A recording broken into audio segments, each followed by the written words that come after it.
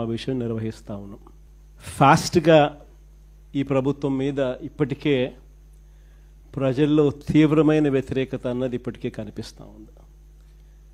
మామూలుగా 2 సంవత్సరాల తర్వాత ప్రజల్లో పరిపాలన ఎలా ఉంది అని చెప్పి చూస్తే ఏ ప్రభుత్వానికైనా కూడా సాధారణంగా ఈ లెవెల్లో యాంటీ ఇన్కంబెన్సీ ఆర్ ప్రజల్లో వ్యతిరేకత అనేది ఈ లెవెల్లో మామూలుగా ఉండే పరిస్థితి ఉంటే, చంద్రబాబు నాయుడు గారికి మాత్రం ఈ లెవెల్లో ప్రజల్లో వ్యతిరేకత యాంటీ ఇన్కంబెన్సీ ఇప్పటికే కనిపిస్తూ ఉంది.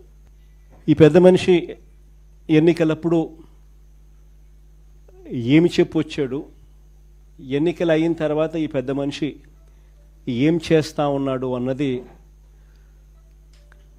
కాస్త విశ్లేషిస్తే అప్పట్లో రిపీటెడ్గా చెప్తా ఉన్న పదాలు, రిపీటెడ్గా చెప్తా ఉన్న మాటలు, సంపద సృష్టిస్తానని, సూపర్ 6 సూపర్ 7 ఇస్తానని, సూపర్ 6 సూపర్ 7 కాదు, జగన్ చేసేటివన్నీ కూడా చేస్తూ ఇంకా అధికంగా సూపర్ 6 సూపర్ 7 కూడా ఇస్తానని కూడా చంద్రబాబు నాయుడు గారి నోట్లో నుంచి అప్పట్లో మనం రిపీటెడ్గా ప్రతి మీటింగ్లోనూ రిపీటెడ్గా ఆయన ఎక్కడికి వెళ్ళినా కూడా రిపీటెడ్గా మనకు ఎప్పుడు కూడా వినిపించేటివి. మరోవైపు చూస్తే సూపర్ 6 సూపర్ 7 ఇస్తాను అని చెప్పిన ఈ పెద్ద మనిషి వాటికైతే దేవుడెరుగు, మన ప్రభుత్వంలో అంతవరకు ఉన్న స్కీములన్నీ కూడా పూర్తిగా రద్దయిపోయి సూపర్ 6 సూపర్ 7 గాలికి ఎగిరిపోయిన పరిస్థితులు రాష్ట్రంలో ప్రస్ఫుటంగా కనిపిస్తూ ఉన్న పరిస్థితులు ఈరోజు. ఒక ప్రభుత్వం నడుస్తూ ఉంది అని అంటే మనమంతా ఏం ఎక్స్పెక్ట్ చేస్తాం, ఒక ప్రభుత్వం కనీస బాధ్యతలు ఏమిటి అని చెప్పి. ఆ ప్రభుత్వం విద్యాపరంగా మంచి విద్యా వ్యవస్థను ఇస్తుంది అని ఎక్స్పెక్ట్ చేస్తాం. వైద్యపరంగా ప్రతి పేదవాడికి మంచి చేస్తుందని, మంచి వైద్య వ్యవస్థ రాష్ట్రంలో ఉంటుందని ఎక్స్పెక్ట్ చేస్తాం. ఒక ప్రభుత్వం ఏర్పడినప్పుడు ఆ ప్రభుత్వం రైతన్నకు తోడుగా నిలబడుతుంది అని, ప్రభుత్వ బాధ్యత రైతుకు అండగా నిలబడము అని చెప్పి మనం అంతా కూడా ఎక్స్పెక్ట్ చేస్తాం.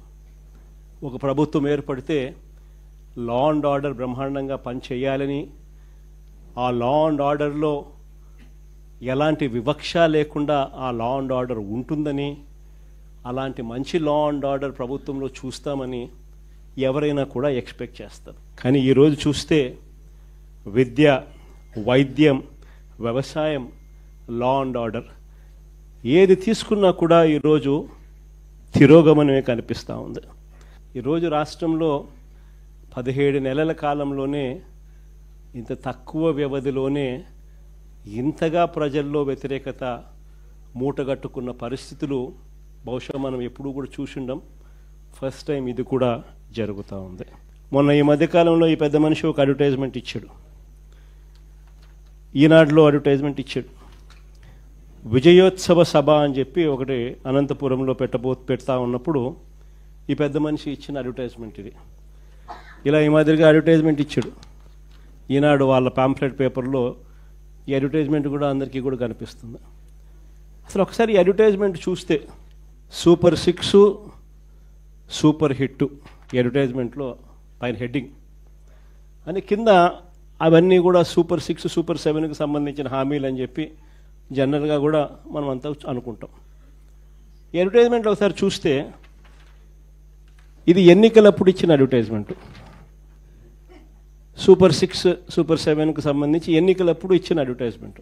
ఈ ఎన్నికలప్పుడు ఇచ్చిన ఈ అడ్వర్టైజ్మెంట్ను నిన్న విజయోత్సవ సభలో ఇచ్చిన ఈ అడ్వర్టైజ్మెంట్ ఒకసారి తేడా చూస్తే సూపర్ 6 సూపర్ 7 మారిపోయినాయి. సూపర్ 6 సూపర్ 7 అంశాలు మారిపోయినాయి. ఎన్నికలప్పుడు యువతకు 3,000 రూపాయల నిరుద్యోగ భృతి అని చెప్పినాడు. ఈరోజు కనపడ్డంలా సూపర్ 6 ఈ పొద్దు ఇచ్చిన అడ్వర్టైజ్మెంట్లో. ఎన్నికలప్పుడు ప్రతి మహిళకు ఆడబిడ్డ నిధి 15,000 అన్నాడు, 1,500 సంవత్సరానికి 18,000 అన్నాడు. ఎన్నికలప్పుడు ఆడబిడ్డ నిధి నెలకు 1,500 సంవత్సరానికి 18,000 అన్నాడు. ఈరోజు ఇచ్చిన అడ్వర్టైజ్మెంట్ అసలు కనపడ్డంలా. ఆడబిడ్డ నిధి అనే సూపర్ 6 పథకం అసలు అడ్వర్టైజ్మెంట్లో లేదు. కింద చూస్తే బీసీ, ఎస్సీ, ఎస్టీ, ముస్లిం మైనారిటీలకు 50 ఏళ్ళకే పెన్షన్ కింద. ఈరోజు ఎస్సీ, ఎస్టీ, బీసీ మహిళలకు 50 ఏళ్ళకే పెన్షన్ అనేది అది కూడా అడ్వర్టైజ్మెంట్ లేదు.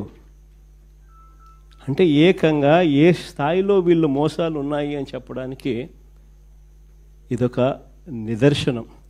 అధికారంలోకి రాకమునుపు సూపర్ 6, సూపర్ 7 అంటే ఒకటని, అధికారంలోకి వచ్చిన తర్వాత 16 నెలల తర్వాత అసలు ఏమీ చేయకపోయినా కూడా సూపర్ 6, సూపర్ 7 చేసేసాము అని చెప్పి సూపర్ 6, సూపర్ 7లో ఉన్న అంశాలను మార్చేసి ఏకంగా దానికి విజయోత్సవాల పేరుతో బలవంతపు విజయోత్సవాలు కూడా జరిపి చేసేసినాము అని చెప్పి కూడా చెప్పే గోబల్స్ ప్రచారం నిజంగా ఏ స్థాయిలో వీళ్ళది ఉంది అని చెప్పడానికి ఇది ఒక నిదర్శనం.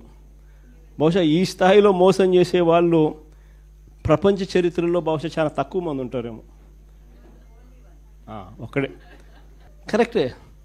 ఇలాంటి వాడు ప్రపంచ చరిత్రలో దేశంలో ఎవడు ఉండడు. ఈయన ఇచ్చిన సూపర్ 6, సూపర్ 7 ఈ నిరుద్యోగ భృతికి ప్రతి పిల్లాడికి నెలకు 3,000 రూపాయలు, సంవత్సరానికి 36,000 రూపాయలు ఈ మాదిరిగా బాండ్లు ఇచ్చినారు. ప్రతి ఇంటికి బాండ్లు పంపించినారు. జూన్ 2024 నుంచి ఈ మొత్తం మీ అకౌంట్లో జమ చేయబడుతుంది అని చెప్పి చెప్తారు. ఇంకో బాండ్లు చూస్తే ఇది రాసిచ్చేస్తారు. ఈ మాదిరిగా పవన్ కళ్యాణ్, చంద్రబాబు నాయుడు ఇద్దరు ఫోటోలు పెట్టి ప్రతి ఇంటికి కూడా ఇది పంపించడం. దీంట్లో ఇద్దరు ఉన్న చోట ఇద్దరు కలిసి ప్రమాణం చేస్తారన్నట్టుగా పెట్టడం.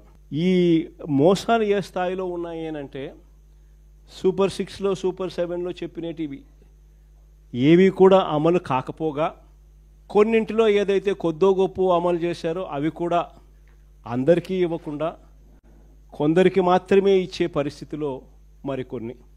ఈ పెద్ద మనిషి హయాంలో అన్ని రకాలుగా వ్యవస్థలన్నీ కూడా నీరుగారిపోయిన పరిస్థితులు కనిపిస్తూ ఉన్నాయి. రైతులు ఈరోజు ఉన్న పరిస్థితి ఎంతటి దారుణంగా ఉన్నారు. రైతుల పరిస్థితి అంటే ఏ పంటకు రైతన్నలకు గిట్టుబాటు ధర రాని పరిస్థితి. యూరియా కోసం రైతులు ఏకంగా క్యూ లైన్లో నిలబడతా ఉన్న పరిస్థితి, అయినా యూరియా దొరకని పరిస్థితి. ఏ రైతన్నకు ఏ పంటకు గిట్టుబాటు ధర రాని పరిస్థితి. రైతన్నలకు ఉచిత పంటల బీమా పథకం గాలికి ఎగిరిపోయింది. కనీసం ఇన్సూరెన్స్ లాస్ట్ ఇయర్కి సంబంధించిన ఇన్సూరెన్స్ డబ్బులు కూడా ఈ పెద్ద మనిషి ఇన్సూరెన్స్ డబ్బులు కట్టకపోవడంతో రాని పరిస్థితి. నేను అడుగుతా ఉన్నా, ఒక్కసారి మనం ఉన్నప్పుడు ఏ రోజన్నా కానీ ఆ 5 సంవత్సరాల కాలంలో ఏ రోజైనా ఇలాంటి పరిస్థితులు ఎప్పుడైనా రైతు చూసినాడా అని? ఏ రోజన్నా ఒక్క రోజన్నా కానీ రైతు యూరియా దొరకడం లేదని చెప్పి క్యూలో నిలబడడం ఎప్పుడున్నా మన 5 సంవత్సరాల కాలంలో కనీసం ఒక్కసారన్నా జరిగింది అని అడుగుతా ఉన్నా. ఆశ్చర్యం కలిగించే విషయాలు ఇవన్నీ కూడా. ఈరోజు రైతుల పరిస్థితి ఎందుకు ఇంత అధ్వానంగా ఉందనంటే కారణం బ్లాక్ మార్కెటీర్లతో, దళారీలతో ప్రభుత్వమే చేతులు కలిపింది. దళారీలతో వీళ్ళే చేతులు కలిపి ప్రైవేట్కు కోటా పెంచేసినారు. ఆర్బీకేలు నిర్వీర్యం చేసినారు. ఈ క్రాప్ అనేది కనపడకుండా పోయింది. ఇంకా పనిలో పని పిఎస్సీలకు వచ్చేసరికి ఇంకా వీళ్ళ కార్యకర్తలు ఎత్తడం మొదలుపెట్టినారు. ఇంకా ఫినిష్. ఓ పక్క కార్యకర్తలు పిఎస్సీలకు వచ్చేసరికి వీళ్ళు ఎత్తడం మొదలుపెట్టినారు. ఆర్బీకేలు లేవు, ఈ క్రాపు లేవు, అన్నీ నిర్వీర్యం. ప్రైవేట్కు కోటా పెంచేసినారు. మార్కెట్లో యూరియా లేదు. వాళ్ళు బ్లాక్ చేశారు, రేట్లు పెంచారు.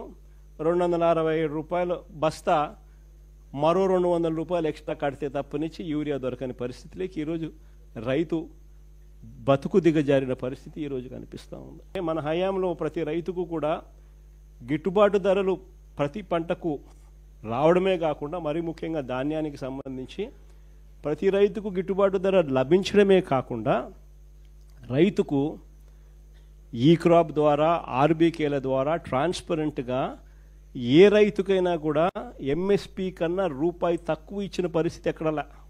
గన్ని బ్యాగ్స్, లేబరు, ట్రాన్స్పోర్ట్ పేరుతో అదనంగా దాదాపుగా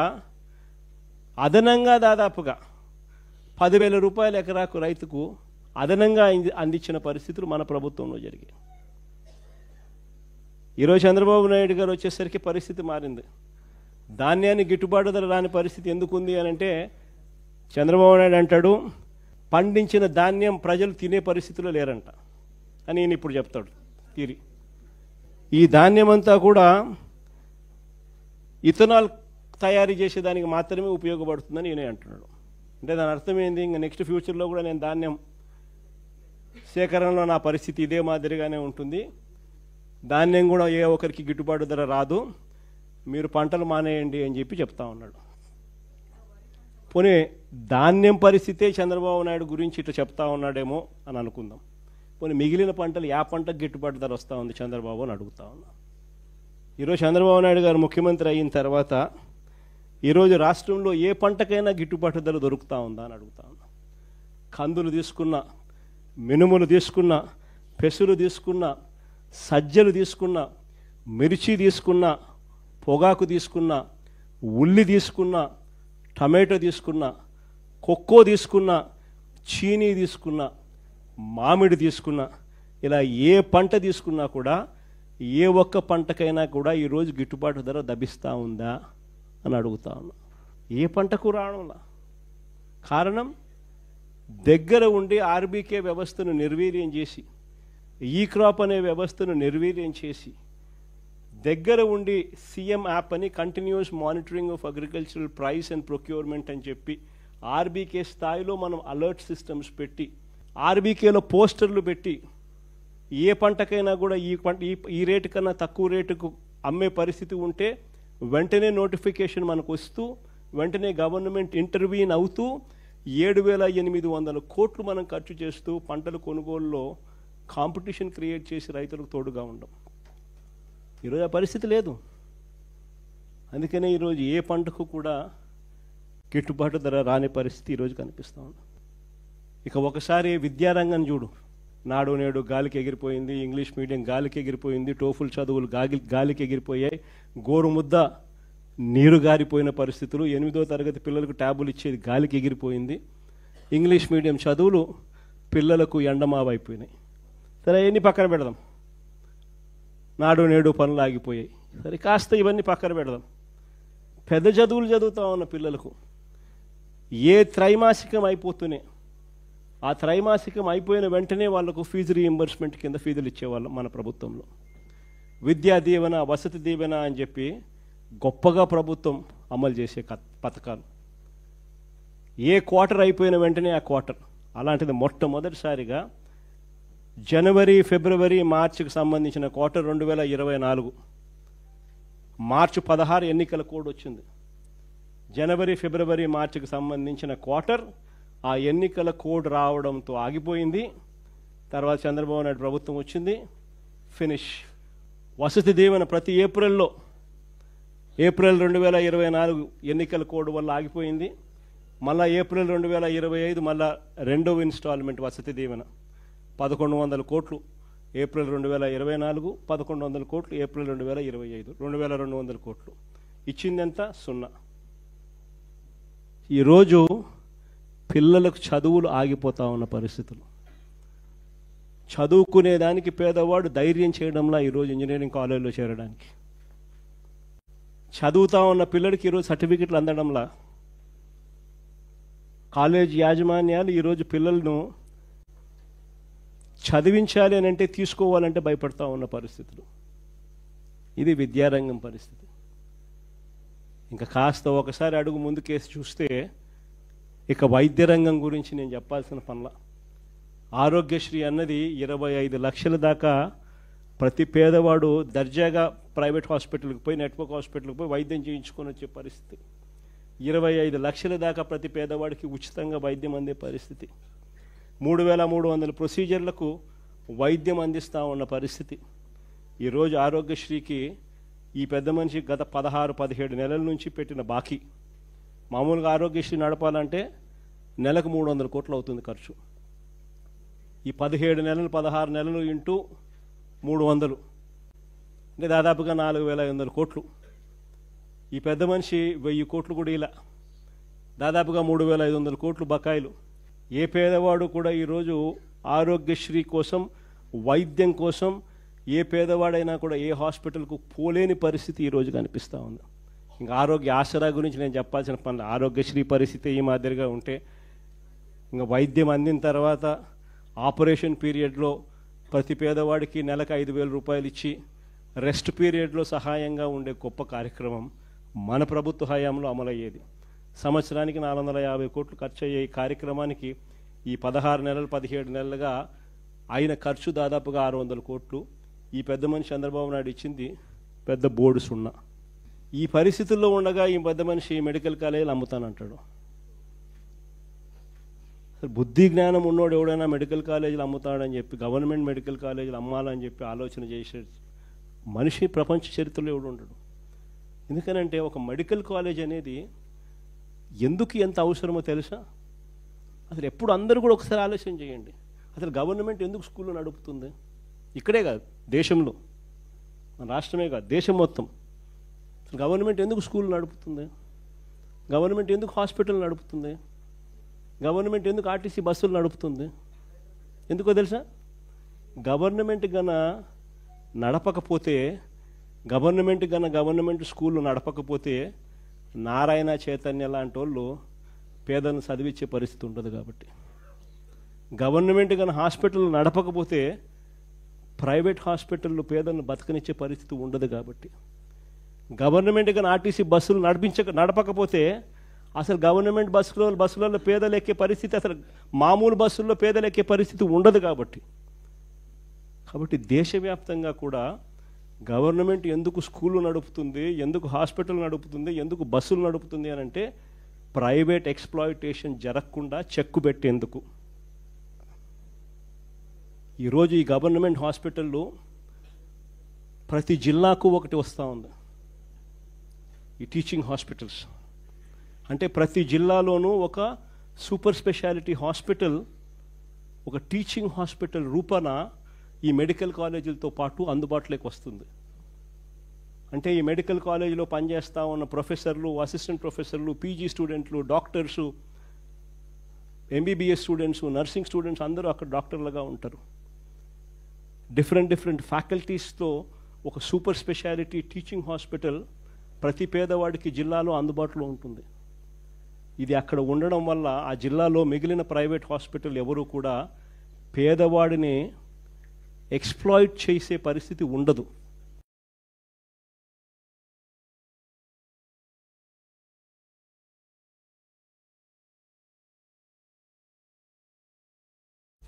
ఒక గొప్ప విప్లవం ఇది. పేదవాడికి ఉచితంగా వైద్యం అందాలి అని అంటే, ప్రైవేట్ ఎక్స్ప్లాయిటేషన్ సిస్టంలో నుంచి తీసేయాలి అని అంటే ఖచ్చితంగా మెడికల్ కాలేజీలు ఎంత అవసరమో చెప్పే ఒక గొప్ప అంశం ఇది. మరోవైపున దీంట్లో వచ్చే సీట్లు, ఆ సీట్ల ద్వారా మన పిల్లలకు ప్రతి జిల్లాలోనూ అవైలబుల్గా ఉంటారు. ఒక గొప్ప కార్యక్రమానికి చంద్రబాబు నాయుడు అనే వ్యక్తి స్కాముల కోసం అని చెప్పి ఏకంగా మెడికల్ కాలేజీను 5,000 కోట్లు ఖర్చు పెట్టే కార్యక్రమానికి చెయ్యలేమని చెప్పి మూసేస్తా ఉన్నాడు. నాకు ఆశ్చర్యం అనిపించింది. 8,000 కోట్ల రూపాయలతో ఈ పథకాన్ని మొదలుపెట్టి మన హయాంలోనే 5 కాలేజీలను మనం జాతికి అంకితం చేసినాం, స్టార్ట్ చేసినాం. మరో 2 కాలేజీలు పులివెందుల, పాడేరు. చంద్రబాబు నాయుడు ప్రభుత్వం రాకమునిపే వాటిలో కూడా కోర్సులు స్టార్ట్ చేసే విధంగా వాటికి కూడా అనుమతులు వచ్చేసినాయి. అంటే దాదాపుగా 17 కాలేజీలలో 7 కాలేజీలు మోరల్లెస్ ఫుల్ ఫ్లెడ్జ్డ్ కాలేజెస్గా తయారైనాయి. ఇంకొక 5,000 కోట్లు ఏముందండి 5 సంవత్సరాలలో? సంవత్సరానికి 1000 కోట్లు చూస్తూ ఆడుతూ పాడుతూ పెట్టుకోలేమా? అసలు నిజంగా 5,000 కోట్లు నేను పెట్టలేనని చెప్పి అంటా ఉండే ఈ పెద్ద మనిషి ఆడ అమరావతిలో చేస్తూ ఉండేది ఏంది? ఏం చేస్తూ ఉన్నాడు? ఈయన ప్రాజెక్ట్ రిపోర్ట్ ప్రకారమే 1,00,000 కోట్లు కావాలన్నాడు. ఈయన ప్రాజెక్ట్ రిపోర్ట్ ప్రకారమే మొదటి దఫా 50,000 ఎకరాలను డెవలప్ చేయడానికి ఎకరాకు 2 కోట్ల రూపాయలు అక్కడ ఇన్ఫ్రాస్ట్రక్చర్ కాస్ట్ అవుతుంది అని చెప్పి ప్రొజెక్ట్ చేసినాడు. అంటే ఏంది ఇన్ఫ్రాస్ట్రక్చర్ అంటే? ఏంది? బిల్డింగ్లు కట్టడానికి కాదు, రోడ్లు వేయడానికి, కరెంట్ వేయడానికి, డ్రైనేజీలు ఇవ్వడానికి. వీళ్ళ ప్రకారమే 50,000 ఎకరాలు గతంలో చేసిన దానికే 1,00,000 కోట్లు 1,00,000 కోట్లు ఖర్చు అవుతుందనంటే గత ప్రభుత్వం చంద్రబాబు నాయుడు ఉన్నప్పుడు 4,500 కోట్లు ఖర్చు పెట్టారు. మిగిలిన 95,000 కోట్లు ఎక్కడి నుంచి తీసుకొని వచ్చి పెడతారు? మొదటి నుంచి నేను అడుగుతా ఉన్న ప్రశ్న అదే. ఈ 95,000 ఎక్కడి నుంచి తీసుకొచ్చి పెడతారని చెప్పి ప్రజలు అడుగుతా ఉన్నప్పుడు ఈ పెద్ద మనిషి ఇంకో 50,000 ఎకరాలు కావాలంటున్నాడు. ఆ 50,000 అదే పరిస్థితి ఇటుంది. ఇంకొక 50,000 కావాలంటున్నాడు. దానికి ఇంకో 1,00,000 కోట్లు. మరి నీకు అమరావతి కోసం 2,00,000 కోట్లు నువ్వు ప్రణాళిక వేసినావు. చేతిలో డబ్బు లేదు కానీ 2,00,000 కోట్లు ప్రణాళిక అంటున్నావు. మెడికల్ కాలేజీలకు, ఇంతమందికి మేలు చేసే మెడికల్ కాలేజీలకు 5,000 కోట్లు పెట్టడానికి నీ దగ్గర డబ్బులు లేవంటావా? నువ్వు అసలు మనిషివేనా చంద్రబాబు అని అడుగుతా ఉన్నా. ఇది పరిస్థితి. విద్య, వైద్యం, వ్యవసాయం, లా అండ్ ఆర్డర్ గురించి నేను చెప్పాల్సిన పనుల ఏ స్థాయిలో ఉందో మీ అందరికీ కూడా తెలుసు. కరప్షన్ గురించి అంతకన్నా మాట్లాడాల్సిన పనుల. కరప్షన్ అనేది లేనిది ఎక్కడో చెప్పాలా. ఏది ముట్టుకున్నా కరప్షనే. మద్యం, ఇసుక, లాటరైటు, బాక్సైటు, క్వాడ్సు, సిలికా, మట్టి, ప్రతి నియోజకవర్గంలో పేకాట క్లబ్బులు, కుటుంబషన్ల కాడ నుంచి మొదలు పెడితే ఇంకా స్కాములు అనేకం. భూములు ఇష్టం వచ్చినట్టుగా రూపాయికి ₹10 ఇవ్వడం. కరెంటు కొనుగోలు మనం ₹2.49 మనం కరెంటు కొనుగోలు చేసి రైతులకు మేలు చేసే విధంగా మనం అడుగులేస్తే వీళ్ళు ₹4.60 ఆ రోజు యాగి చేసిన వాళ్ళు ఈరోజు ₹4.60 కరెంటు పీపీఎల్ అగ్రిమెంట్లు ఎంటర్ అవుతున్నారు. ఏది చూసుకున్నా స్కాములే. రాష్ట్రానికి రావాల్సిన ఆదాయం రాష్ట్రానికి రావడంలా దారి మళ్ళీ ఇలా జోబిలేకపోతా ఉంది. కాబట్టి రాష్ట్రానికి రావాల్సిన ఆదాయాలు తగ్గుతున్నాయి. రాష్ట్ర ఖజానాకు ఆదాయాలు ఎందుకు తగ్గుతున్నాయనంటే ఖజానాకు రావాల్సిన ఆదాయం ఖజానాకు రావడంలా. మన హయాంలో ఇసుక ఎగ్జాంపుల్ చెప్తా, 750 కోట్లు సంవత్సరానికి ఖజానాకు వచ్చేది. ఈరోజు ఖజానాకు రూపాయి రావడంలా.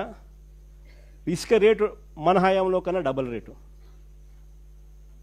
అంటే ఆ ఆదాయం ఖజానాకు రాకోకుండా దారి మళ్ళుతా ఉంది. తెలుగుదేశం పార్టీ వాళ్ళ జోబులు లేకపోతా ఉంది. జిఎస్టీ ఎందుకు తగ్గుతూ ఉందంటే దానికి కారణం రాష్ట్రానికి రావాల్సింది వస్తూ ఉంటాయి కదా. ప్రతి విషయంలోనూ కూడా ఇసుకే అంతే, మట్టి అంతే, క్వాడ్సు అంతే, సిలికా అంతే, మైన్లలో నుంచి నేరుగా వాళ్ళకి పోతాం, వాళ్ళ జోబీలో లేకపోతా ఉంది. అందుకని రాష్ట్రానికి సంబంధించిన ఆదాయం రాకుండా ఇలా పర్సనల్ జోబీలు లేకపోయి రాష్ట్ర ఖజానా దివాలా తీస్తూ ఉంది. 17 నెలల్లో 2 లక్షల కోట్ల అప్పు.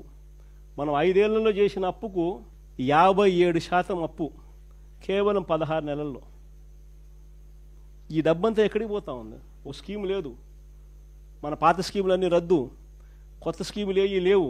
మరి డబ్బంతా ఎక్కడికి పోతా ఉంది? ఎక్కడికి పోతా ఉంది డబ్బంతా? ఎవరి జోబీల్లోకి డబ్బు పోతా ఉంది?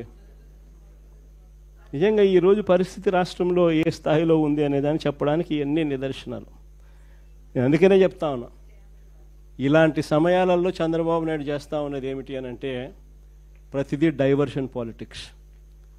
ప్రజల్లోకి పోయే పరిస్థితి లేదు కాబట్టి ప్రతిదీ కూడా డైవర్షన్ పాలిటిక్స్. ఒక ఇష్యూ ఏదైనా జరుగుతూ ఉంది అని అంటే చాలు, ఆ ఇష్యూ పెద్దది అవుతుంది అని అంటే చాలు దాన్ని బ్రేక్ చేయడం, దాంట్లో నుంచి డైవర్ట్ చేసేయడం. ఆ టాపిక్ డైవర్ట్ చేసే విషయాలలో గుళ్ళు కనిపిస్తాయి, గోపురాలు కనిపిస్తాయి, ఇంకా రకరకాల ఆరోపణలు కనిపిస్తాయి, రకరకాల మనుషుల మీద బురద జల్లే కార్యక్రమాలు కనిపిస్తాయి. ఇవన్నీ కూడా కనిపిస్తూ ఉన్నాయి. నేను మీ అందరితో కూడా ఒకటే చెప్తా ఉన్నా, చంద్రబాబు నాయుడు అనే వ్యక్తి ప్రజల్లోకి పోయే పరిస్థితి లేదు. సజావుగా ఎలక్షన్ జరుపుకునే పరిస్థితి అంతకన్నా లేదు. సజావుగా ఎలక్షన్ జరిగితే చంద్రబాబు నాయుడుకు డిపాజిట్లు రావన్న సంగతి చంద్రబాబుకు తెలుసు. కాబట్టే ఈ పెద్ద మనిషి ఎన్నికలు సజావుగా జరిగించే కార్యక్రమం చెయ్యడు. కాబట్టి మీరంతా ఇంకా ఎక్కువ సన్నద్ధం కావాలి. కాబట్టి మీరంతా ఇంకా ఎక్కువ గట్టిగా నిలబడాల్సిన పరిస్థితి వస్తుంది. 14 సంవత్సరాలు అయింది మన పార్టీ పెట్టి.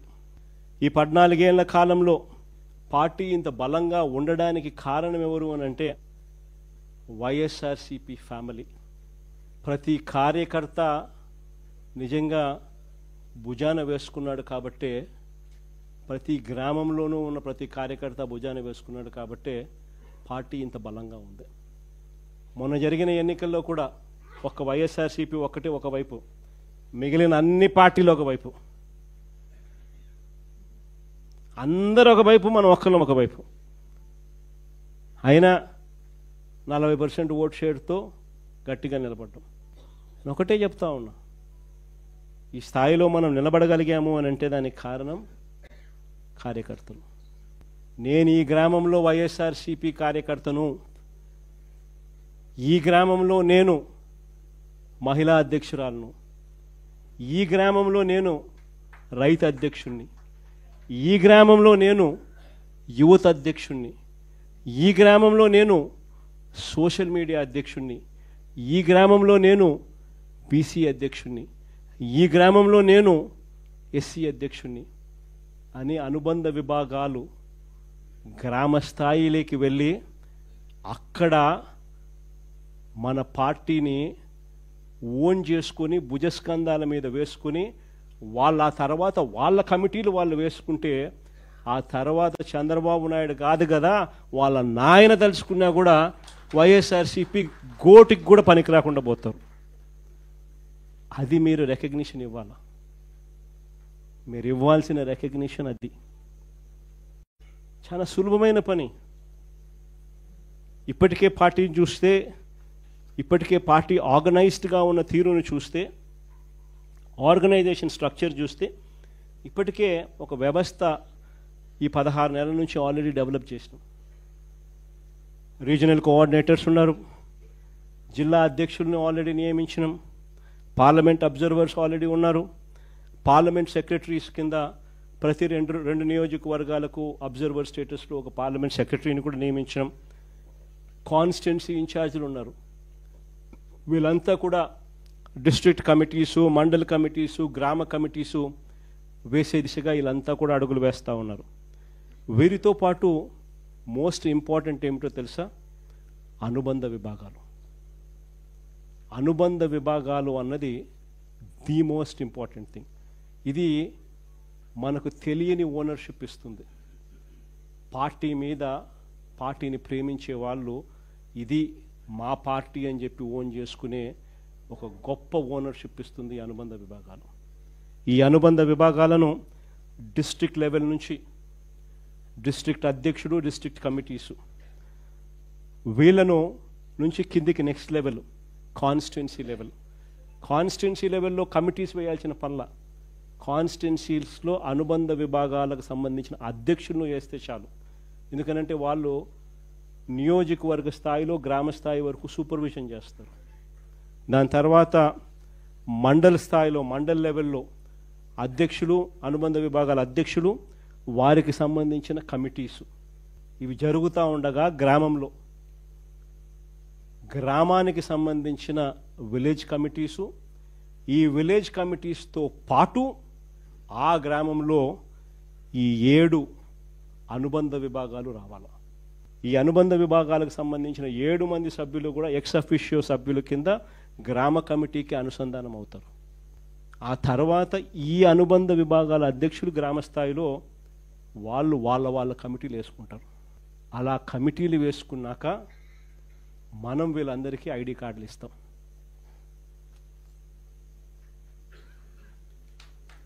ఈ ఐడి కార్డులు ఇచ్చే కార్యక్రమం సంక్రాంతికి ఇవ్వాలని తాపత్రయం. ఎప్పుడైతే నేను చెప్తా ఉన్నాను, ఎప్పుడైతే ఈ ఐడి కార్డు వాళ్ళ మెడలో ఉంటుందో, వాళ్ళ జోబీలోకి వస్తుందో ఈ కార్డు, దాని అర్థం వాళ్ళ డేటా నా దగ్గర ఉన్నట్టు, వాళ్ళను సాక్షాత్తు వైఎస్ఆర్సీపీ అధ్యక్షుడు గుర్తిస్తూ ఉన్నట్టు, రికగ్నైజ్ చేస్తూ ఉన్నట్టు, వాళ్ళ డేటా మన దగ్గర ఉన్నట్టు. ఆ గుర్తింపు ఎప్పుడైతే ఆ గ్రామ స్థాయిలో ఉన్న వ్యక్తికి ఎప్పుడైతే వస్తుందో అప్పుడు ఈరోజు పార్టీని లీడ్ చేసేది గ్రామ స్థాయిలో అనుబంధ విభాగాలకు సంబంధించిన ఈ అధ్యక్షులు లీడ్ చేయడమే కాకుండా రేపొద్దున మన గవర్నమెంట్ అధికారంలోకి వచ్చిన తర్వాత వాళ్ళను ముందరబెట్టి వాళ్ళకు మంచి చేయడమే కాకుండా ప్రజలకు కూడా వాళ్ళ ద్వారా మంచి చేసే కార్యక్రమం కూడా జరుగుతుంది.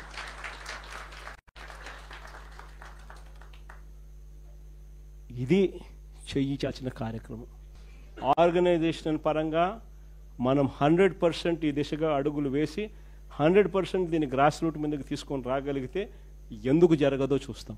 చివరిగా ఇంకా ఒక లాస్ట్ ప్రోగ్రామ్ ఒకటి లాంచ్ చేస్తున్నాం. ఈ ప్రోగ్రామ్ ఏంటంటే మన కార్యకర్తల కోసం, రాష్ట్రంలో అన్యాయానికి గురైన ఏ కార్యకర్త అయినా కూడా డిజిటల్ బుక్ ఇప్పుడు లాంచ్ చేస్తా ఉన్నాం. మీ అందరి సమక్షంలో రేపొద్దున రాష్ట్రంలో ఎక్కడ ఎవరికి ఏ అన్యాయం ఇప్పటికే జరిగిన ఆ డిజిటల్ బుక్ను వీళ్ళు దీన్ని ఉపయోగించుకుని 2 రకాలుగా ఈ డిజిటల్ బుక్ పనిచేస్తుంది. /digitalbook/vySRCP.com లోకి వెళ్ళి ఎంటర్ అయ్యి మీ ఫోన్ నెంబర్ను టైప్ చేయగానే ఓటీపీ వస్తుంది. దాన్ని ఎంటర్ చేయగానే లొకేషను, కెమెరా, పర్మిషన్ అడుగుతుంది. అది మీరు ఇవ్వగానే మొదట మీకు జరిగిన అన్యాయం గురించి వివరాలు అడుగుతుంది, మీరు నమోదు చేయాలి. ఆ తర్వాత మీ దగ్గర ఏమైనా ఈ అన్యాయానికి సంబంధించిన ఫోటోగ్రాఫ్స్, ఆధారాలు, ఇంకా ఏదైనా అప్లోడ్ చేసే కార్యక్రమాలు కూడా చేయాలి. ఆ తర్వాత అది ఆటోమేటిక్లీ ఆ డిజిటల్ బుక్లో స్టోర్ అయిపోతుంది. ఇది ఒక రకమైన పద్ధతి. రెండో పద్ధతి IVRS విధానం కూడా ఉంది. అంటే ఒక టెలిఫోన్ నెంబర్ 040-491-71718. ఈ ఫోన్ నెంబర్కు మీరు ఫోన్ చేస్తే వైఎస్ఆర్సిపి అన్యాయానికి గురైన కార్యకర్తల కోసం డిజిటల్ బుక్లో ఫిర్యాదు చేయొచ్చు. ఫోన్ చేసిన వెంటనే బీప్ సౌండ్ వస్తుంది. వెంటనే ఫిర్యాదు చేయాలనుకున్న వాళ్ళు తమకు జరిగిన అన్యాయము, తాము ఏ నియోజకవర్గం నుంచి చేస్తున్నారో చెప్పాలి. ఆ తర్వాత ఎవరి మీద కంప్లైంట్ చేస్తున్నారో, జరిగిన అన్యాయం ఏమిటో, ఆ వివరాలు ఏమిటో కూడా చెప్పాలి. అలా చెప్పిన వెంటనే ఆ నెంబర్కు కాల్ చేయగానే దశల వారీగా ఏం చేయాలనో గైడెన్స్ ఇస్తూ కంప్లీట్ చేస్తుంది ప్రాసెస్ను. ఇది అన్యాయానికి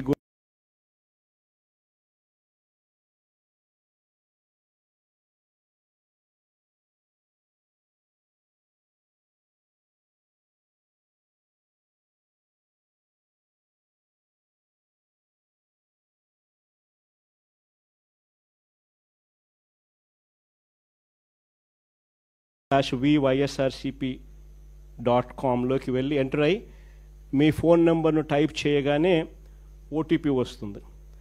దాన్ని ఎంటర్ చేయగానే లొకేషను, కెమెరా, పర్మిషన్ అడుగుతుంది. అది మీరు ఇవ్వగానే మొదట మీకు జరిగిన అన్యాయం గురించి వివరాలు అడుగుతుంది, మీరు నమోదు చేయాలి. ఆ తర్వాత మీ దగ్గర ఏమైనా ఈ అన్యాయానికి సంబంధించిన ఫోటోగ్రాఫ్స్, ఆధారాలు, ఇంకా ఏదైనా అప్లోడ్ చేసే కార్యక్రమాలు కూడా చేయాలి. ఆ తర్వాత అది ఆటోమేటిక్లీ ఆ డిజిటల్ బుక్లో స్టోర్ అయిపోతుంది. ఇది ఒక రకమైన పద్ధతి. రెండో పద్ధతి IVRS విధానం కూడా ఉంది. అంటే ఒక టెలిఫోన్ నెంబర్ 040-491-71718. ఈ ఫోన్ నెంబర్కు మీరు ఫోన్ చేస్తే వైఎస్ఆర్సిపి అన్యాయానికి గురైన కార్యకర్తల కోసం డిజిటల్ బుక్లో ఫిర్యాదు చేయొచ్చు. ఫోన్ చేసిన వెంటనే బీప్ సౌండ్ వస్తుంది. వెంటనే ఫిర్యాదు చేయాలనుకున్న వాళ్ళు తమకు జరిగిన అన్యాయము, తాము ఏ నియోజకవర్గం నుంచి చేస్తున్నారో చెప్పాలి. ఆ తర్వాత ఎవరి మీద కంప్లైంట్ చేస్తున్నారో, జరిగిన అన్యాయం ఏమిటో, ఆ వివరాలు ఏమిటో కూడా చెప్పాలి. అలా చెప్పిన వెంటనే ఆ నెంబర్కు కాల్ చేయగానే దశల వారీగా ఏం చేయాలనో గైడెన్స్ ఇస్తూ కంప్లీట్ చేస్తుంది ప్రాసెస్ను. ఇది అన్యాయానికి గురైన ప్రతి కార్యకర్తకు ఇది ఒక శ్రీరామ రక్ష. నేను ఈరోజు చెప్తా ఉన్నా, ఆ ప్రతి డేటా కూడా ఆ డిజిటల్ డైరీలో నమోదై ఉంటుంది. రేపొద్దున మనం అధికారంలోకి వచ్చిన తర్వాత ఈ డిజిటల్ డైరీలో నమోదు చేసిన ఈ కేసులను మీద ప్రత్యేకమైన బృందాలను పెడతాం.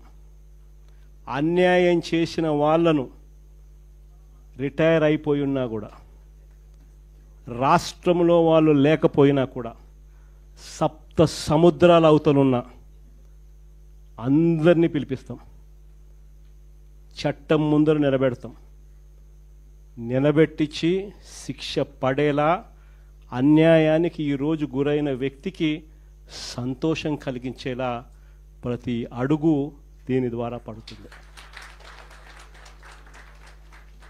ఖచ్చితంగా వీళ్ళేదో రెడ్ బుక్ అంటా ఉన్నారు. రేపు పొద్దున డిజిటల్ బుక్ ఎలా ఉంటుందో కూడా వీళ్ళందరికీ కూడా అర్థం కావాలి. ఈరోజు దాదాపుగా 16-17 నెలలు అయిపోయిన నేపథ్యంలో ఈరోజు ఈ సమావేశం నిర్వహిస్తూ ఉన్నాం. ఫాస్ట్గా ఈ ప్రభుత్వం మీద ఇప్పటికే ప్రజల్లో తీవ్రమైన వ్యతిరేకత అన్నది ఇప్పటికే కనిపిస్తూ ఉంది. మామూలుగా 2 సంవత్సరాల తర్వాత ప్రజల్లో పరిపాలన ఎలా ఉంది అని చెప్పి చూస్తే ఏ ప్రభుత్వానికైనా కూడా సాధారణంగా ఈ లెవెల్లో యాంటీ ఇన్కంబెన్సీ ఆర్ ప్రజల్లో వ్యతిరేకత అనేది ఈ లెవెల్లో మామూలుగా ఉండే పరిస్థితి ఉంటే, చంద్రబాబు నాయుడు గారికి మాత్రం ఈ లెవెల్లో ప్రజల్లో వ్యతిరేకత యాంటీ ఇన్కంబెన్సీ ఇప్పటికే కనిపిస్తూ ఉంది. ఈ పెద్ద మనిషి ఎన్నికలప్పుడు ఏమి చెప్పొచ్చాడు, ఎన్నికలు అయిన తర్వాత ఈ పెద్ద మనిషి ఏం చేస్తూ ఉన్నాడు అన్నది కాస్త విశ్లేషిస్తే అప్పట్లో రిపీటెడ్గా చెప్తా ఉన్న పదాలు, రిపీటెడ్గా చెప్తా ఉన్న మాటలు, సంపద సృష్టిస్తానని, సూపర్ 6 సూపర్ 7 ఇస్తానని, సూపర్ 6 సూపర్ 7 కాదు, జగన్ చేసేటివన్నీ కూడా చేస్తూ ఇంకా అధికంగా సూపర్ 6 సూపర్ 7 కూడా ఇస్తానని కూడా చంద్రబాబు నాయుడు గారి నోట్లో నుంచి అప్పట్లో మనం రిపీటెడ్గా ప్రతి మీటింగ్లోనూ రిపీటెడ్గా ఆయన ఎక్కడికి వెళ్ళినా కూడా రిపీటెడ్గా మనకు ఎప్పుడు కూడా వినిపించేటివి. మరోవైపు చూస్తే సూపర్ 6 సూపర్ 7 ఇస్తాను అని చెప్పిన ఈ పెద్ద మనిషి వాటికైతే దేవుడెరుగు, మన ప్రభుత్వంలో అంతవరకు ఉన్న స్కీములన్నీ కూడా పూర్తిగా రద్దయిపోయి సూపర్ 6 సూపర్ 7 గాలికి ఎగిరిపోయిన పరిస్థితులు రాష్ట్రంలో ప్రస్ఫుటంగా కనిపిస్తూ ఉన్న పరిస్థితులు. ఈరోజు ఒక ప్రభుత్వం నడుస్తూ ఉంది అని అంటే మనమంతా ఏమి ఎక్స్పెక్ట్ చేస్తాం? ఒక ప్రభుత్వం కనీస బాధ్యతలు ఏమిటి అని చెప్పి, ఆ ప్రభుత్వం విద్యాపరంగా మంచి విద్యా వ్యవస్థను ఇస్తుంది అని ఎక్స్పెక్ట్ చేస్తాం. వైద్యపరంగా ప్రతి పేదవాడికి మంచి చేస్తుందని, మంచి వైద్య వ్యవస్థ రాష్ట్రంలో ఉంటుందని ఎక్స్పెక్ట్ చేస్తాం. ఒక ప్రభుత్వం ఏర్పడినప్పుడు ఆ ప్రభుత్వం రైతన్నకు తోడుగా నిలబడుతుంది అని, ప్రభుత్వ బాధ్యత రైతుకు అండగా నిలబడము అని చెప్పి మనం అంతా కూడా ఎక్స్పెక్ట్ చేస్తాం. ఒక ప్రభుత్వం ఏర్పడితే లా అండ్ ఆర్డర్ బ్రహ్మాండంగా పనిచేయాలని, ఆ లా అండ్ ఆర్డర్లో ఎలాంటి వివక్ష లేకుండా ఆ లా అండ్ ఆర్డర్ ఉంటుందని, అలాంటి మంచి లా అండ్ ఆర్డర్ ప్రభుత్వంలో చూస్తామని ఎవరైనా కూడా ఎక్స్పెక్ట్ చేస్తారు. కానీ ఈరోజు చూస్తే విద్య, వైద్యం, వ్యవసాయం, లా అండ్ ఆర్డర్ ఏది తీసుకున్నా కూడా ఈరోజు తిరోగమనమే కనిపిస్తూ ఉంది. ఈరోజు రాష్ట్రంలో 17 నెలల కాలంలోనే ఇంత తక్కువ వ్యవధిలోనే ఇంతగా ప్రజల్లో వ్యతిరేకత మూటగట్టుకున్న పరిస్థితులు బహుశా మనం ఎప్పుడూ కూడా చూసిండం. ఫస్ట్ టైం ఇది కూడా జరుగుతూ ఉంది. మొన్న ఈ మధ్యకాలంలో ఈ పెద్ద మనిషి ఒక అడ్వర్టైజ్మెంట్ ఇచ్చాడు, ఈనాడులో అడ్వర్టైజ్మెంట్ ఇచ్చాడు. విజయోత్సవ సభ అని చెప్పి ఒకటి అనంతపురంలో పెడతా ఉన్నప్పుడు ఈ పెద్ద మనిషి ఇచ్చిన అడ్వర్టైజ్మెంట్ ఇది. ఇలా ఈ మాదిరిగా అడ్వర్టైజ్మెంట్ ఇచ్చాడు. ఈనాడు వాళ్ళ పాంప్లెట్ పేపర్లో ఈ అడ్వర్టైజ్మెంట్ కూడా అందరికీ కూడా కనిపిస్తుంది. అసలు ఒకసారి ఈ అడ్వర్టైజ్మెంట్ చూస్తే సూపర్ 6 సూపర్ హిట్ ఈ అడ్వర్టైజ్మెంట్లో పైన హెడ్డింగ్ అని, కింద అవన్నీ కూడా సూపర్ 6 సూపర్ 7కి సంబంధించిన హామీలు అని చెప్పి జనరల్గా కూడా మనం అంతా అనుకుంటాం. ఈ అడ్వర్టైజ్మెంట్లో ఒకసారి చూస్తే ఇది ఎన్నికలప్పుడు ఇచ్చిన అడ్వర్టైజ్మెంట్. సూపర్ 6 సూపర్ 7కి సంబంధించి ఎన్నికలప్పుడు ఇచ్చిన అడ్వర్టైజ్మెంట్. ఈ ఎన్నికలప్పుడు ఇచ్చిన ఈ అడ్వర్టైజ్మెంట్ను నిన్న విజయోత్సవ సభలో ఇచ్చిన ఈ అడ్వర్టైజ్మెంటు ఒకసారి తేడా చూస్తే సూపర్ 6 సూపర్ 7 మారిపోయినాయి. సూపర్ 6 సూపర్ 7 అంశాలు మారిపోయినాయి. ఎన్నికలప్పుడు యువతకు 3,000 రూపాయల నిరుద్యోగ భృతి అని చెప్పినాడు. ఈరోజు కనపడ్డంలా సూపర్ 6 ఈ పొద్దు ఇచ్చిన అడ్వర్టైజ్మెంట్లో. ఎన్నికలప్పుడు ప్రతి మహిళకు ఆడబిడ్డ నిధి 15,000 అన్నాడు. 1,500 సంవత్సరానికి 18,000 అన్నాడు. ఎన్నికలప్పుడు ఆడబిడ్డ నిధి నెలకు 1,500 సంవత్సరానికి 18,000 అన్నాడు. ఈరోజు ఇచ్చిన అడ్వర్టైజ్మెంట్లో అసలు కనపడ్డంలా. ఆడబిడ్డ నిధి అనే సూపర్ 6 పథకం అసలు అడ్వర్టైజ్మెంట్లో లేదు. కింద చూస్తే బీసీ, ఎస్సీ, ఎస్టీ, ముస్లిం మైనారిటీలకు 50 ఏళ్ళకే పెన్షన్ కింద. ఈరోజు ఎస్సీ, ఎస్టీ, బీసీ మహిళలకు 50 ఏళ్ళకే పెన్షన్ అనేది అది కూడా అడ్వర్టైజ్మెంట్ లేదు. అంటే ఏకంగా ఏ స్థాయిలో వీళ్ళు మోసాలు ఉన్నాయి అని చెప్పడానికి ఇదొక నిదర్శనం. అధికారంలోకి రాకమునుపు సూపర్ 6 సూపర్ 7 అంటే ఒకటని, అధికారంలోకి వచ్చిన తర్వాత 16 నెలల తర్వాత అసలు ఏమీ చేయకపోయినా కూడా సూపర్ 6 సూపర్ 7 చేసేసాము అని చెప్పి సూపర్ 6 సూపర్ 7లో ఉన్న అంశాలను మార్చేసి ఏకంగా దానికి విజయోత్సవాల పేరుతో బలవంతపు విజయోత్సవాలు కూడా చేసేసినాము అని చెప్పి కూడా చెప్పే గోబల్స్ ప్రచారం నిజంగా ఏ స్థాయిలో వీళ్ళది ఉంది అని చెప్పడానికి ఇది ఒక నిదర్శనం. బహుశా ఈ స్థాయిలో మోసం చేసే వాళ్ళు ప్రపంచ చరిత్రలో బహుశా చాలా తక్కువ మంది ఉంటారేమో. ఒక్కడే కరెక్టే. ఇలాంటి వాడు ప్రపంచ చరిత్రలో దేశంలో ఎవడు ఉండడు. ఈయన ఇచ్చిన సూపర్ 6 సూపర్ 7 ఈ నిరుద్యోగ భృతికి ప్రతి పిల్లాడికి నెలకు 3,000 రూపాయలు, సంవత్సరానికి 36,000 రూపాయలు. ఈ మాదిరిగా బాండ్లు ఇచ్చినారు. ప్రతి ఇంటికి బాండ్లు పంపించినారు. జూన్ 2024 నుంచి ఈ మొత్తం మీ అకౌంట్లో జమ చేయబడుతుంది అని చెప్పి చెప్తాడు.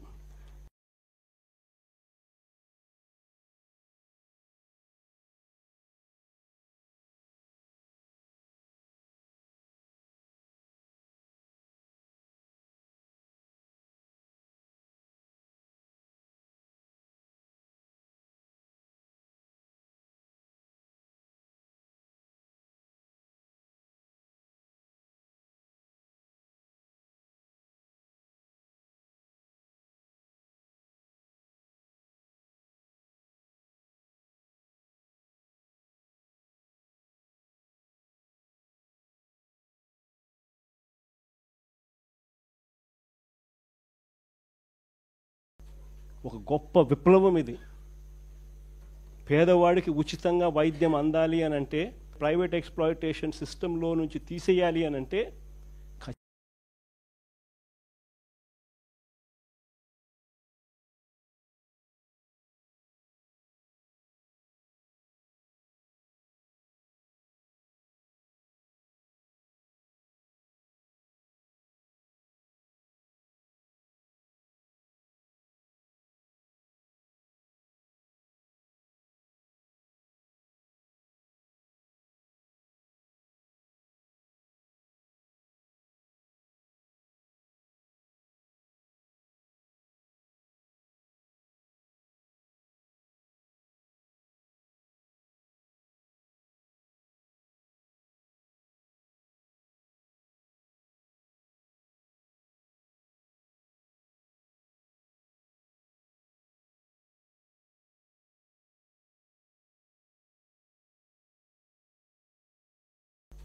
ఒక గొప్ప విప్లవం ఇది.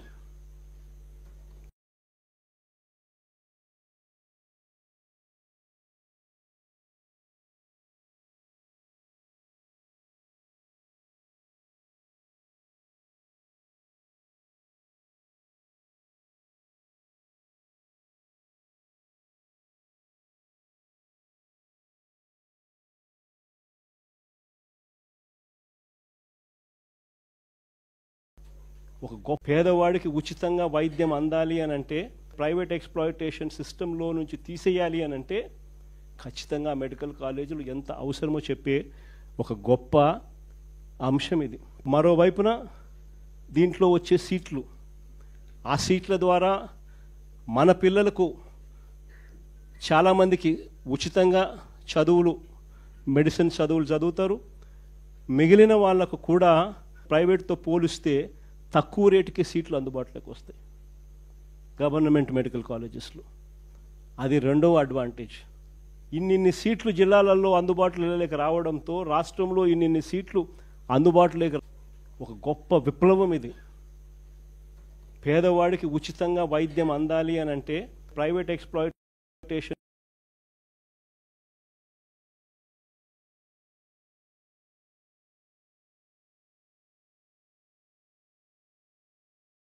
సిస్టమ్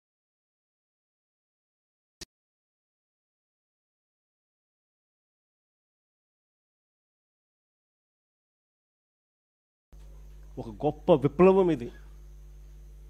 పేదవాడికి ఉచితంగా వైద్యం అందాలి అని అంటే ప్రైవేట్ ఎక్స్‌ప్లాయిటేషన్ సిస్టంలో నుంచి తీసేయాలి అని అంటే ఖచ్చితంగా మెడికల్ కాలేజీలు ఎంత అవసరమో చెప్పే ఒక గొప్ప అంశం ఇది. మరోవైపున దీంట్లో వచ్చే సీట్లు, ఆ సీట్ల ద్వారా మన పిల్లలకు చాలామందికి ఉచితంగా చదువులు, మెడిసిన్ చదువులు చదువుతారు. మిగిలిన వాళ్ళకు కూడా ప్రైవేట్తో పోలిస్తే తక్కువ రేటుకి సీట్లు అందుబాటులోకి వస్తాయి గవర్నమెంట్ మెడికల్ కాలేజెస్లో. అది రెండవ అడ్వాంటేజ్. ఇన్నిన్ని సీట్లు జిల్లాలలో అందుబాటులోకి రావడంతో, రాష్ట్రంలో ఇన్నిన్ని సీట్లు అందుబాటులోకి రావడంతో డాక్టర్లు ప్రతి జిల్లాలోనూ అవైలబుల్గా ఉంటారు.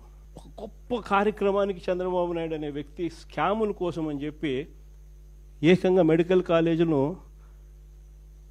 5,000 కోట్లు ఖర్చు పెట్టే కార్యక్రమానికి చెయ్యలేమని చెప్పి మూసేస్తా ఉన్నాడు. నాకు ఆశ్చర్యం అనిపించింది.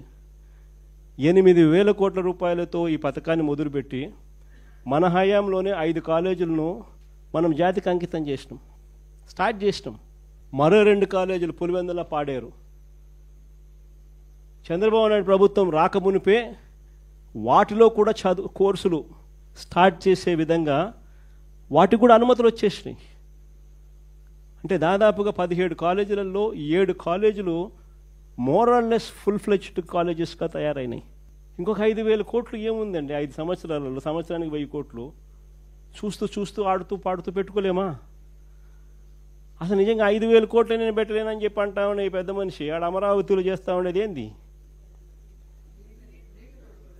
ఏం చేస్తూ ఉన్నాడు? ఈయన ప్రాజెక్ట్ రిపోర్ట్ ప్రకారమే 1,00,000 కోట్లు కావాలన్నాడు. ఈయన ప్రాజెక్ట్ రిపోర్ట్ ప్రకారమే మొదటి దఫా 50,000 ఎకరాలను డెవలప్ చేయడానికి ఎకరాకు 2 కోట్ల రూపాయలు అక్కడ ఇన్ఫ్రాస్ట్రక్చర్ కాస్ట్ అవుతుంది అని చెప్పి ప్రొజెక్ట్ చేసినాడు. అంటే ఏంది ఇన్ఫ్రాస్ట్రక్చర్ అంటే ఏంది? బిల్డింగులు కట్టడానికి కాదు, రోడ్లు వేయడానికి, కరెంట్ వేయడానికి, డ్రైనేజీలు ఇవ్వడానికి. వీళ్ళ ప్రకారమే 50,000 ఎకరాలు గతంలో చేసిన దానికే 1,00,000 కోట్లు అవుతాను, 1,00,000 కోట్లు ఖర్చు అవుతుందనంటే గత ప్రభుత్వం చంద్రబాబు నాయుడు ఉన్నప్పుడు 4,500 కోట్లు ఖర్చు పెట్టారు. మిగిలిన 95,000 కోట్లు ఎక్కడి నుంచి తీసుకొని వచ్చి పెడతారు? మొదటి నుంచి నేను అడుగుతా ఉన్న ప్రశ్న అదే. ఈ 95,000కు ఎక్కడి నుంచి తీసుకొచ్చి పెడతారని చెప్పి ప్రజలు అడుగుతా ఉన్నప్పుడు ఈ పెద్ద మనిషి ఇంకో 50,000 ఎకరాలు కావాలంటున్నాడు. ఆ 50,000కి అయితే పరిస్థితి ఇట్టుంది, ఇంకొక 50,000 కావాలంటున్నాడు. దానికి ఇంకో 1,00,000 కోట్లు.